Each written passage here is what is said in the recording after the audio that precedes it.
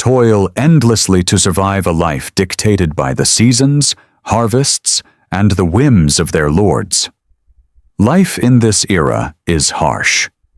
Comforts that we take for granted today, like regular bathing, clean water, and toilet paper, are practically non-existent. Hygiene, as a concept, is rudimentary at best, and survival is a constant challenge. In the villages, narrow dirt streets wind between rows of thatched cottages.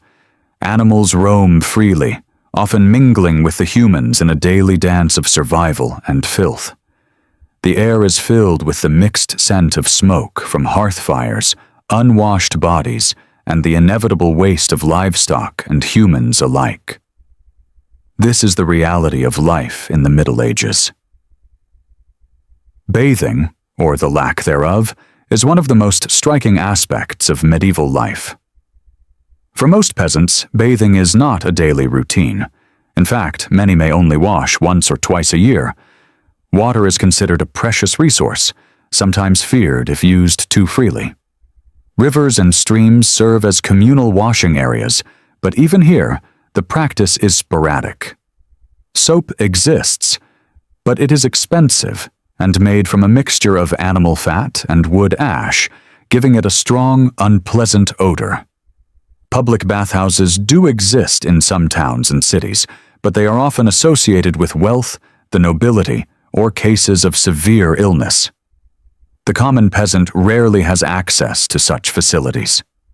Bathing too frequently is sometimes thought to weaken the body or open it up to disease.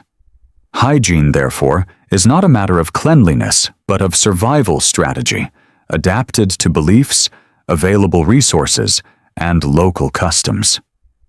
The issue of excretion is even more revealing about medieval living conditions. Toilet paper as we know it does not exist. Instead, people use a variety of materials depending on what is available: leaves, moss, rags, or simply their hands. The streets themselves are often filled with waste from humans and animals alike.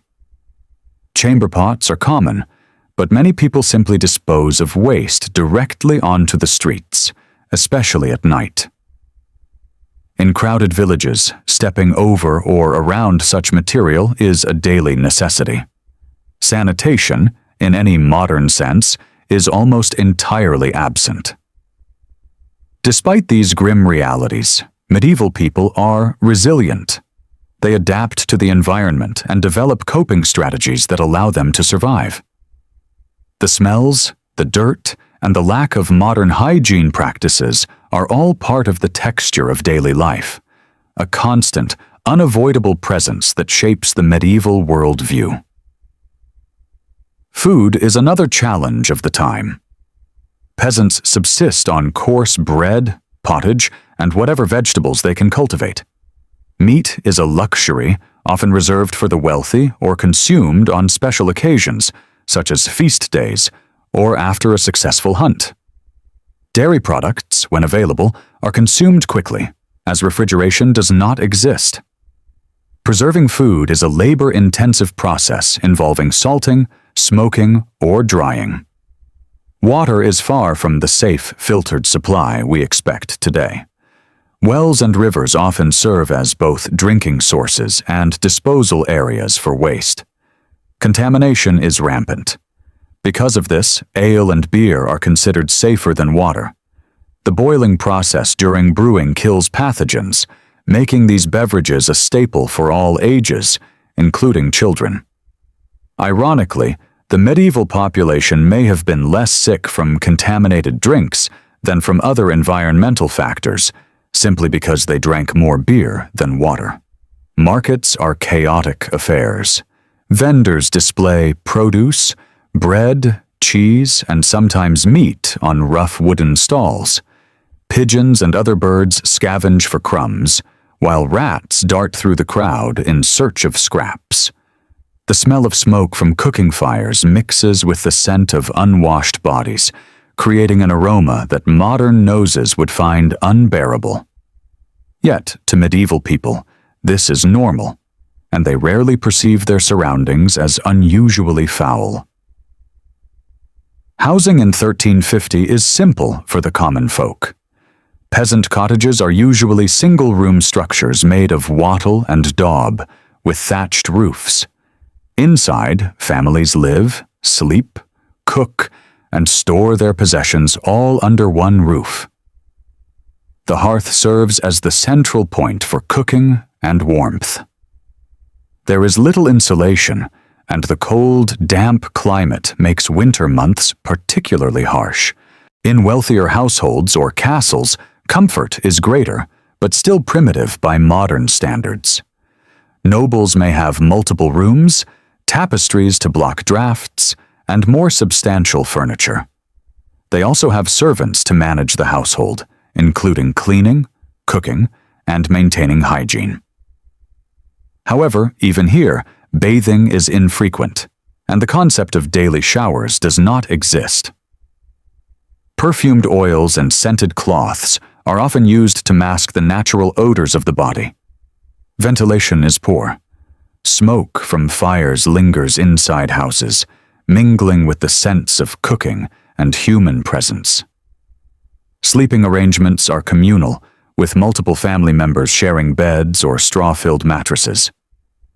Despite these conditions, medieval people have learned to cope, finding ways to manage the discomfort and minimize the risks of disease in their immediate surroundings. Clothing is another layer of adaptation to the environment. Most peasants wear garments made from coarse wool or linen, which can be uncomfortable and itchy, but provide necessary warmth. Clothing is often worn for years, patched repeatedly as needed. Washing garments is infrequent, due to both the labor involved and the scarcity of water. Shoes are simple and functional, designed to protect the feet from rough terrain and debris. During colder months, layers of clothing are used to retain warmth, often at the expense of comfort. Personal grooming is minimal. Hair may be washed occasionally, but combs are rudimentary and used mainly to remove lice rather than for style. Teeth are rarely cleaned, and dental problems are common. Perfumes and scented oils are reserved for the wealthy. For peasants, the focus is purely on functionality rather than appearance. The medieval person adapts to the environment with a pragmatic approach to personal care. Survival over aesthetics. A typical day for a peasant begins at dawn and ends at dusk. Agricultural labor dominates life. Fields must be plowed, crops sown, and harvests collected. Animals are tended, and household chores occupy the remaining hours. Work is grueling, repetitive, and largely dictated by the seasons. Village life is tightly structured around communal responsibilities. Festivals and religious observances provide brief relief from daily labor, but also reinforce social hierarchy and obedience to local lords and clergy. Despite hardships, there is a sense of community. Neighbors rely on each other for labor assistance, sharing knowledge about crops, livestock, and local medicinal practices. Medical knowledge is rudimentary. Illnesses are often attributed to supernatural causes, divine punishment, or imbalances of the humors: blood, phlegm, black bile, and yellow bile. Treatments range from herbal remedies to bloodletting, often with little effect. Disease spreads rapidly in the unsanitary conditions of medieval villages. Fleas, lice, and rats are common vectors of disease. Epidemics such as the Black Death, which decimated Europe's population in the mid-14th century, are catastrophic events. Villagers may attempt rudimentary quarantine or rely on prayers and charms, but effective medical intervention is largely unavailable. Hygiene, or the lack thereof, is a major factor in disease transmission, although medieval people do not understand this concept scientifically. Hygiene practices vary by social class. Nobility and clergy have more resources to maintain cleanliness. They may bathe more frequently, use perfumed oils, and have servants attend to their needs. Peasants, on the other hand, make do with natural water sources and whatever materials are available for personal hygiene. The contrast is stark. A noble may enjoy a private bath with scented oils, while a peasant might wash hands in a river, scrape dirt from the skin, and use leaves or moss for sanitary purposes. Yet, both adapt to their circumstances, demonstrating human resilience and resourcefulness in a challenging environment. If you found this journey into the grimy, fascinating life of the Middle Ages eye-opening, don't forget to smash that like button, subscribe to our channel for more untold stories from history, and hit the notification bell so you never miss an epic dive into the past. Share this video with your friends, and let them experience the reality of 1350. No showers, no toilet paper, and a world unlike anything you've ever imagined. Stay curious, stay adventurous, and we'll see you in the next story from history.